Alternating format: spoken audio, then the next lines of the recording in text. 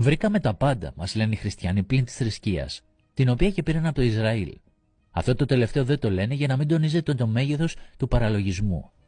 Δηλαδή λένε ότι εμείς ανακάλυψαμε το θέατρο, τη ζωγραφική, τη μουσική, το αλφάβητο, τα μαθηματικά, τη γιατρική, την αστρονομία, τη φιλοσοφία και τόσα άλλα αγαθά του πολιτισμού.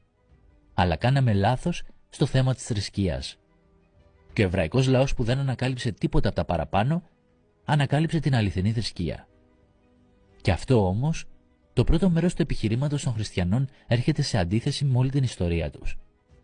Τώρα ανακάλυψαν ότι οι αρχαίοι Έλληνες ήταν αυτοί που είχαν βρει τα μαθηματικά, τη φιλοσοφία, τη γιατρική και τόσες άλλες επιστήμες.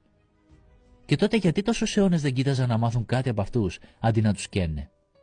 Τώρα ανακάλυψαν οι χριστιανοί το αρχαίο ελληνικό θέατρο, αφού το απαγόρευαν επί 17 ολόκληρους αιώνες.